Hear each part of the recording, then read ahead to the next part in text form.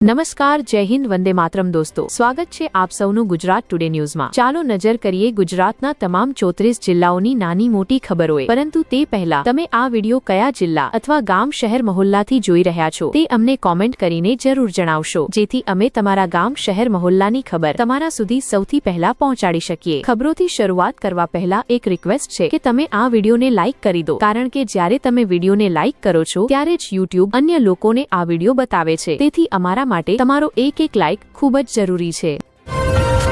December 2025માં અમદાવાદના પૂર્વ અને પશ્ચિમને જોડતા અને સૌથી વ્યસ્ત માનવામાં આવતા સુભાષ બ્રિજમાં તિરાડ પડી હતી. ત્યારબાદ બ્રિજને 25 ડિસેમ્બર સુધી બંધ કરી દેવામાં આવ્યો હતો. મ્યુનિસિપલ કોર્પોરેશન દ્વારા બ્રિજ નિષ્ણાત એજન્સીઓ પાસેથી પ્રાપ્ત થયેલ રિપોર્ટ રાજ્ય સરકાર અને મ્યુનિસિપલ કોર્પોરેશનને સોંપવામાં આવ્યો હતો. તે મુજબ આજે હાલના બ્રિજના સમગ્ર માળખાને ધરાશાયી કરીને બંને બાજુ 2 લેન બનાવવાનો નિર્ણય લેવામાં આવ્યો છે.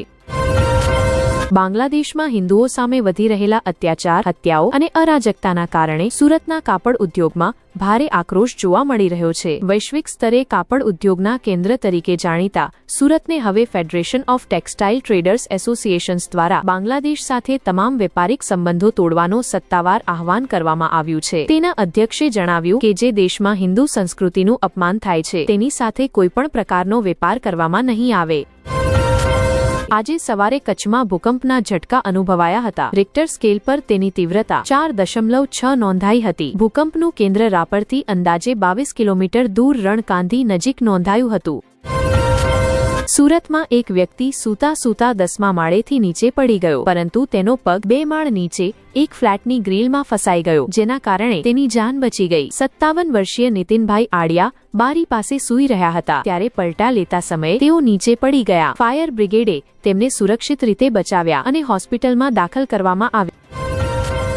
એક યુવકે ઓનલાઈન સટ્ટાબાજીમાં 1 લાખ રૂપિયા ગુમાવી દીધા. ત્યારબાદ તેણે કીટનાશક પીને આત્મહત્યા કરી લીધી. પોલીસ મામલાની તપાસ કરી રહી છે. આ ઘટના ઓનલાઈન સટ્ટાબાજીના જોખમો અને આર્થિક નુકસાનના કારણે થતા માનસિક સ્વાસ્થ્યના પ્રશ્નો પર પ્રકાશ પાડે છે. રેશન કાર્ડ વિના તમે મફતમાં મળતા રેશનનો લાભ લઈ શકતા નથી. મફત અથવા ફ્રી રેશન લેવા માટે રેશન કાર્ડ જરૂરી છે. જો તમે રેશન કાર્ડનો લાભ લાંબા સમય માટે લેવા માંગો છો તો તમારે આર્ટિકલમાં જણાવેલ કામ પૂર્ણ કરવું પડશે, નહીં તો તમને 1 જાન્યુઆરીથી રેશન મળશે નહીં. રાજ્યમાં હવામાન મિશ્ર છે. છેલ્લા 24 કલાકમાં સૌથી ઓછું તાપમાન નાળિયામાં નોંધાયું હતું. નાળિયામાં લઘુત્તમ તાપમાન 0.8 ડિગ્રી સેલ્સિયસ ઘટીને 9.5 ડિગ્રી સેલ્સિયસ થઈ ગયું હતું. નાળિયા પછી અમરેલીમાં લઘુત્તમ તાપમાન 13.2 ડિગ્રી સેલ્સિયસ નોંધાયું હતું, જ્યારે અમદાવાદમાં પણ તાપમાન 1 ડિગ્રી ઘટીને 15.3 ડિગ્રી સેલ્સિયસ થયું હતું. હવામાન વિભાગ અનુસાર સવારના વહેલા સમયે હળવી ધુમ્મસ છવાઈ શકે છે, જેના કારણે દૃશ્યતા ઘટી શકે છે. આજથી દેશભરમાં નવી રેલવે પેસેન્જર ફી સ્ટ્રક્ચર અમલમાં આવશે. તેના હેઠળ રેલવેના વિવિધ વર્ગોની ટિકિટોના ભાવમાં વધારો કરવામાં આવ્યો છે. જો કે જો તમે ટિકિટ 26 ડિસેમ્બર પહેલા બુક કરી લીધી છે તો તમને વધારાનો સામનો કરવો નહીં પડે. સોના ચાંદીના વિરુદ્ધ તાંબાએ રોકાણકારોને અણધાર્યો લાભ આપ્યો છે. છેલ્લા 1 વર્ષમાં તાંબાની કિંમતોમાં ઝડપી વધારો થયો છે, જેના કારણે રોકાણકારોની કિસ્મત ચમકી ગઈ છે. કોમોડિટી બજારમાં તાંબાની માંગ વધવા અને પુરવઠામાં ઘટાડાના કારણે તેની કિંમતોમાં ઉછાળો આવ્યો છે. નિષ્ણાતોનું માનવું છે કે આવનારા સમયમાં પણ તાંબાની કિંમતો વધતી રહી શકે છે.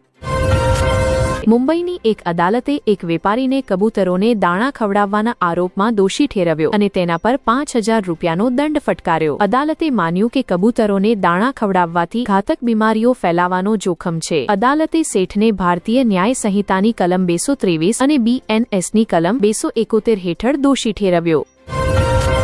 સુરતમાં તેજ ગતિએ ચાલતી KTM બાઇકના કારણે 2 મિત્રોનું મોત થયું છે. આજે કામ પૂરું થયા પછી 4 જ્વેલર્સ ચા પીવા ગયા હતા. ત્યાંથી 2 મિત્રો તેમના એક મિત્રની સ્પોર્ટ્સ બાઇક પર સવાર થયા, જ્યારે બાકીના 2 મિત્રો બીજી બાઇક પર સવાર થયા હતા. થોડા જ મિનિટોમાં બંને મિત્રોની સ્પોર્ટ્સ બાઇકે ઝડપ પકડી અને પ્રતિબંધિત BRTS કોરિડોરમાં ઘૂસી ગઈ. હેલ્મેટ ન પહેરેલા સ્પોર્ટ્સ બાઇક ચલાવતા બંને મિત્રોનું BRTS ટ્રેક પર અકસ્માત થયું અને બંનેનું સ્થળ પર જ મોત થયું.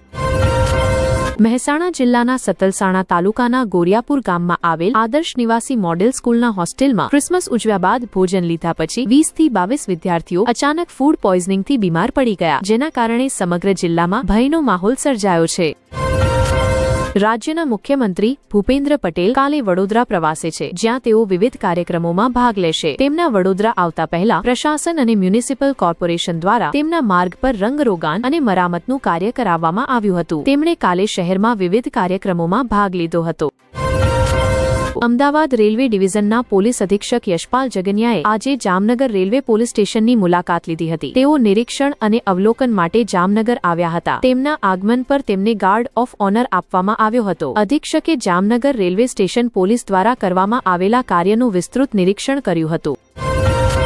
પ્રધાનમંત્રી નરેન્દ્ર મોદી દ્વારા 13 ફેબ્રુઆરી 2024ના રોજ શરૂ કરવામાં આવેલી પીએમ સૂર્ય ઘર મફત વીજળી યોજના હેઠળ ગુજરાતે એક મહત્વપૂર્ણ સિદ્ધિ હાંસલ કરી છે. હાલમાં આ યોજના હેઠળ ગુજરાતમાં 5 લાખથી વધુ રૂફટોપ સોલર સિસ્ટમ સ્થાપિત થઈ ચૂકી છે, જેના પરિણામે કુલ સૌર ઉર્જા ક્ષમતા 1879 મેગાવોટ થઈ ગઈ છે. પાટણ શહેરના લીમડી ચોક અને કસુંબીવાડા વિસ્તારોમાં ચાલી રહેલા ગેરકાયદેસર કસાઈખાનાઓને બંધ કરવાની માંગ સાથે સ્થાનિક રહેવાસીઓએ કલેક્ટરને લેખિત અરજી સોંપી છે. અગાઉ આપવામાં આવેલા આદેશો છતાં પાલન ન થવાથી રહેવાસીઓમાં ભારે આક્રોશ જોવા મળી રહ્યો છે. સુરત શહેરમાં તસ્કરો હવે નવા હથકંડા અપનાવી રહ્યા છે. ઉધના વિસ્તારમાં એક આઈસ્ક્રીમ પાર્લરના શટરમાં બનેલા એક નાનકડા છિદ્રમાંથી 2 તસ્કરો દુકાનમાં ઘૂસી ગયા હતા. આ છિદ્ર માત્ર 1.5 ફૂટ પહોળો અને 3 ફૂટ લાંબો હતો. તસ્કરો રોકડ રકમ ચોરીને ફરાર થઈ ગયા હતા. મોરબી જિલ્લાના એસઓજી ટીમે વાંકાનેર ટાઉન હોલના પાર્કિંગ સ્થળ પરથી 7 કિલોગ્રામ ગાંજાની સાથે 2 વ્યક્તિઓને ધરપકડ કરી છે. પોલીસે કુલ 10 લાખ રૂપિયાની કિંમતનું સામાન જપ્ત કર્યું છે અને NDPS અધિનિયમ હેઠળ કેસ દાખલ કરીને આગળની તપાસ હાથ ધરી છે. ભાવનગર મ્યુનિસિપલ કોર્પોરેશનના અમલવારી વિભાગની ટીમે આજે શહેરના નવાપારા વિસ્તારમાં પશુ દવાખાના નજીક રસ્તા પર વાહનો ઊભા રાખી દીધા, જેના કારણે સતત ટ્રાફિકની સમસ્યા ઊભી થઈ અને સ્થાનિક લોકોએ મ્યુનિસિપલ કોર્પોરેશનના અમલવારી વિભાગને વારંવાર ફરિયાદો કરી છે. વિસાવદર બેઠક પરથી ગોપાલ ઇટાલિયાની ધારાસભ્ય જીત બાદ જૂનાગઢ જિલ્લામાં આમ આદમી પાર્ટી આક્રમક મૂડમાં જોવા મળી રહી છે. આવનારી જિલ્લા પંચાયત, તાલુકા પંચાયત અને નગરપાલિકા ચૂંટણીને ધ્યાનમાં રાખીને સંગઠનની એક મહત્વપૂર્ણ બેઠક આજે જૂનાગઢ સર્કિટ હાઉસમાં યોજાઈ હતી. આ બેઠકમાં ચૂંટણી જીતવાની રણનીતિ બનાવવાની સાથે સાથે ગોપાલ ઇટાલિયાએ કલેક્ટરને મગફળી ખરીદીમાં ભ્રષ્ટાચાર અને સહકારી ક્ષેત્રમાં ચાલી રહેલા કૌભાંડો અંગે પુરાવા રજૂ કર્યા હતા.